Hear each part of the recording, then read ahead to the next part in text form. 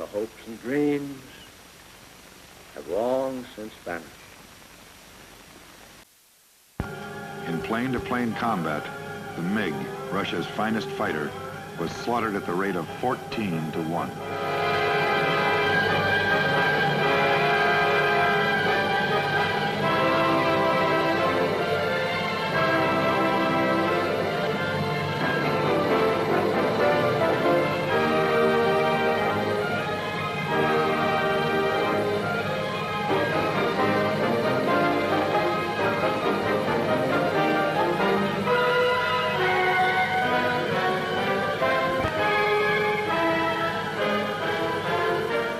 The enemy could escape total destruction, there was a sanctuary to which he could flee.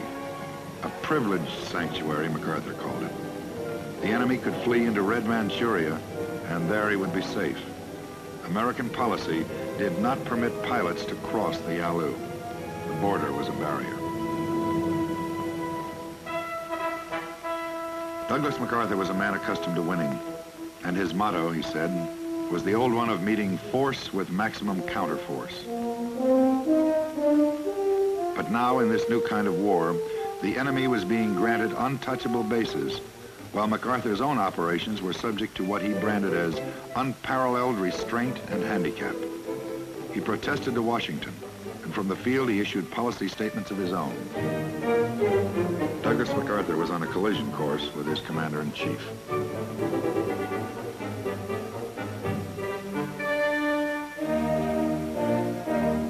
Earlier, President Harry Truman had flown halfway across the Pacific to Wake Island to confer with the general in person. Another medal was ceremoniously added to MacArthur's huge collection. But beneath the outward cordiality, there was conflict. Deep dissension on global policy divided the general and the president.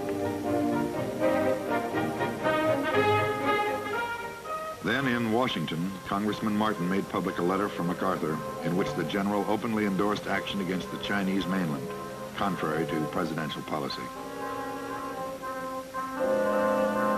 That policy, approved by the Joint Chiefs of Staff, was to limit the fighting to Korea and to avoid a general war in Asia which might become atomic.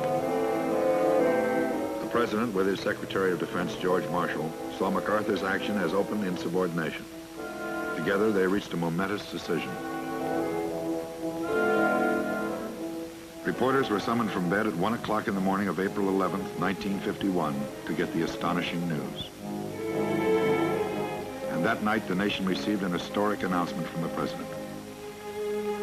I believe that we must try to limit the war to Korea for these vital reasons: to make sure that the precious lives of our fighting men are not wasted, to see that the security of our country and the free world is not needlessly jeopardized, and to prevent a third world war.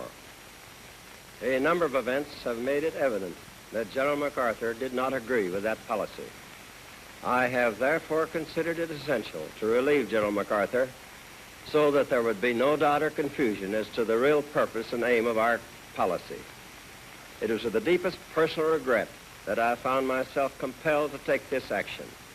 General MacArthur is one of our greatest military commanders, but the cause of world peace is much more important than any individual. The nation was stunned.